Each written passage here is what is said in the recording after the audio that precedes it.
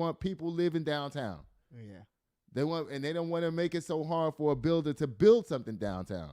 Yeah. In other words, get ready for mass gentrification. Come on with the. I'm starting to get sad because you're not doing. Because I'm making big expressions and stuff, and you're not pressing no buttons. So, like I said, this is going to cause mass, what I call it? Not gentrification. Okay, so it says, okay, let me see what else it says here. It says, reduce parking permits or mixed use. It says, for example, SB 15 mandates that municipalities allow homes of at least 3,000 square feet within 10 foot floors and reduce lot dimensions. What? Let me read this again, y'all. It says SB 15 mandates that municipalities allow homes of at least 3,000 square feet with 3 10-foot floors and reduce lot dimensions. So they're allowing 3-story homes. We have them in San Antonio already. Yeah. Down there by the Museum, there's a lot of 3-story homes over there.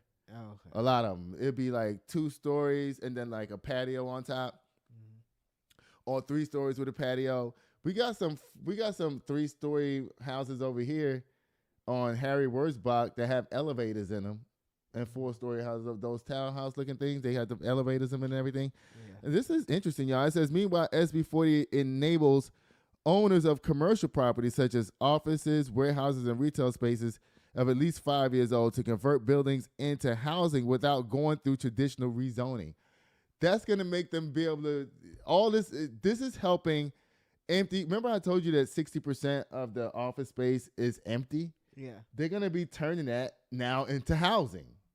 Okay. Oh, okay. So, okay. I see what you mean. And they're going to make it relaxed so they don't have to go through all the bureaucracy and red tape in order for them to do it. Basically, if they want to do it, they can just do it. They just saying, look, you ain't got to go through all this shit with us, rezoning it and doing all of this.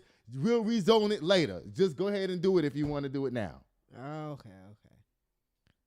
So you can, one of those buildings downtown that's now office building, they're going to convert that into some sickening apartments, maybe put some restaurants at the bottom, because they're empty. Yeah. This is resolving that problem, huh? Yeah, it does make sense. It says Foley and Leander said the legislation could be significant in markets like Austin, Houston, and Dallas-Fort Worth, where commercial office vacancy rates between 24 and 28% following the pandemic, according to the bill. In San Antonio, it's worse. It's 60%.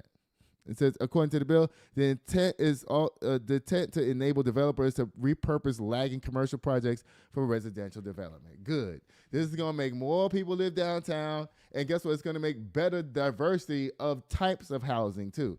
So not only are you going to have, how they be building these places and calling them lofts? Mm-hmm.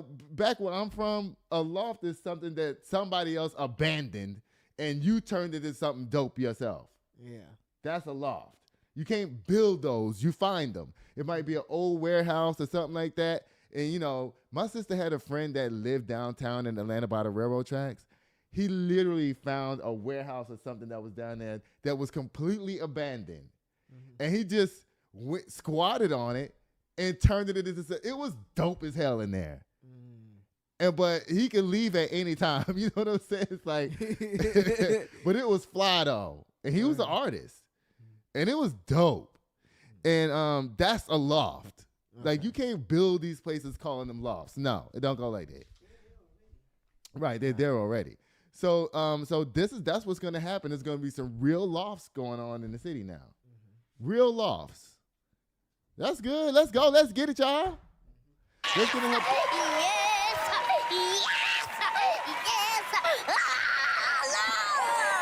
So this is good. I like these changes that are happening. This is going to help the real estate market. It's going to make our city more attractive.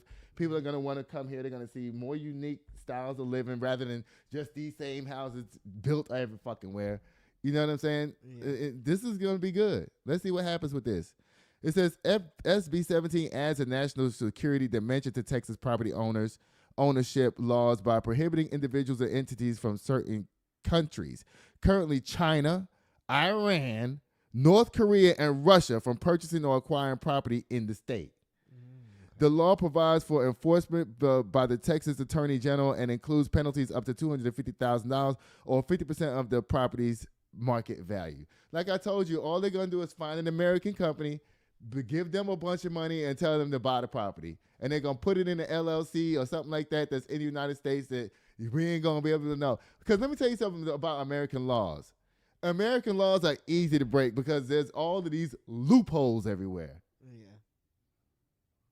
So you can say no this. Well, okay, well, no that. Okay, that's why people get away with tax fraud and all this kind of shit like that because there's so many loopholes in the tax code. Right. And you can prove your loophole to actually be true if you're smart enough to go to court. Okay, they said that this is, the judge says, whoever it is says, this part of the tax code, you broke this part of the tax code. Well, guess what? You can find another part of the tax code that says that part that they said is wrong, it's okay. You know what I'm saying? You ever seen the tax law before? Yeah. The book for it? No, not the whole book. The book for the tax law is like this big. Dang. Like, how could you follow all of these rules? Like, what? These rules cancel each other out. Yeah. That's how people like Donald Trump end up not paying taxes. Y'all, this is great for Texas real estate. This is great news for us, y'all. Yeah. I'm going to do something with this. I'm going to make sure that I don't use Opus Clip to clip this. I'm going to clip it myself so I can make sure that none of it gets left out. Okay? Okay. Bye, y'all. Thank y'all. Thank you, State of Texas. So you could get yourself another house? Is that what you're saying? Yes. Is your house for me? This is your house you in now. What you talking about? I'm talking a house for me. This is your house. What you doing in my house? You know what? Oh, Lord. This Guess what, y'all? We'll be right back. show is brought to you by Chris Castaneda with Mortgage Right. Tired of throwing money away on rent? Escape the cycle and start building real wealth. Chris can help you land the perfect home loan for your unique situation. Whether you're a first-time buyer or looking to upgrade, we'll guide you every step of the way, from pre-approval to closing. Contact Chris today to get started. And we're back. Hey, y'all. Turn the crawler back on. Y'all, it's time for Black History, y'all. And y'all know every day is Black History up on Good and Crazy News. Oh, Lord, excuse me. That is so nasty. Look, y'all, guess what? It's time for... What you about to say? Huh? What you about to say? Julian. It's time for Julian Brown, y'all. Julian Brown was born in Tennessee and hails from Atlanta. He began his work while he's still in high school. Let me see what he do. Brown founded the startup Nature Jab and ran experiments to scale up his plastiline system. He showcased the homemade prototypes via social media, especially TikTok and Instagram, over 1.3 million followers and millions of views. He also launched a GoFundMe campaign aiming to raise $1 million to build a full-scale plastiline plant. What is plastiline? Plastiline is plastic made from gasoline. I had it in there. Did you skip over it? I think so. Okay, it says he began his work while still in high school, equipped only with a welding certification and without formal training as a scientist or engineer. He taught himself the necessary skills and spent 5 years developing his microwave pyrolysis technology. He reportedly began experimenting with plastic to fuel technology as a teenager. Aside from experimenting, Brown also trained in martial arts classes. Initially started with over 20 students. By the time he was a black belt examination, 5 years later, only one. It still didn't say it. He made that machine, the fuel. He basically made a device to transfer gasoline into plastic? Turn plastic into gasoline, and 100% working gasoline. Wait, to convert plastic into gasoline. Mm-hmm. Okay, I'm here for that. I thought he was creating more plastic with gasoline. I'm like, we don't need no more plastic. No. Okay. It's the other way around. We don't need no more plastic. It says Brown founded his startup Nature Jab. Okay, so it says, On July 9th, 2025, Brown posted a video on social media where he expressed concerns about being followed and stated he believed he was in danger. In the clip, he said, "I know I don't have the long to live," and urged his followers to screen record this. Why he do that? Because the Vaseline was actually working very well, and he tested it on multiple things, and all of his results came back successful. But since gasoline has such a big market, they're saying that he might be targeted because it's going to mess with the gasoline market. You know what I mean? Well, And the gasoline market needs some damn competition up down there. And we need to do something with all this fucking plastic instead of throwing it in the ocean where it's going to that big swirl down there, destroying it. All the fish and shit is got plastic in it now. Mm-hmm. We need to do something about the plastic. Yeah. And guess where plastic comes from? What? Comes from oil. Yeah. They take the oil, turn it into plastic. Now this is going to go from plastic back to gas. This is good. Like, let the boy cook, y'all. Let the boy cook.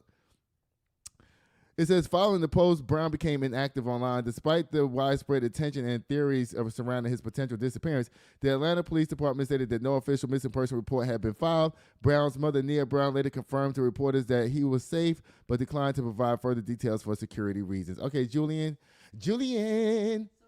listen, you need to go ahead and finish developing your thing. Get some billionaires. Where's Oprah at? Where's all the big black Tyler Perry? Where y'all at? Right. Y'all need to help this boy build a plant down there so they can start doing this shit. And see, every time black people, this is why they always say black people don't never have nothing. You know why this boy feels scared for his life? Because the oil and gas people probably sending people after him. All right. We can't never have nothing, do nothing. Tyler Perry, Oprah Winfrey, I need y'all to come down there and get this boy's invention turned into a refinery plant or refinery or whatever. It's not a refinery, but a definery, whatever. To get this thing working, this is the ticket for us. What black people got? We turn plastic into gas. And that's good because now the oil becomes full circle. It goes from oil to plastic to another plastic thing because they recycle it a couple of times. And now it's going to come back and fuel cars or stuff like that. Come on, y'all. This is good. Sitting here waiting at the door, yeah. 1942, 1942. Sitting here waiting on you, yeah. Just waiting on you, just waiting. Instead I'm spending all alone. Been waiting for you to walk through the door. Rockin' designer, Gucci attire with the Louboutin heels. Little shawty dressed up, she style.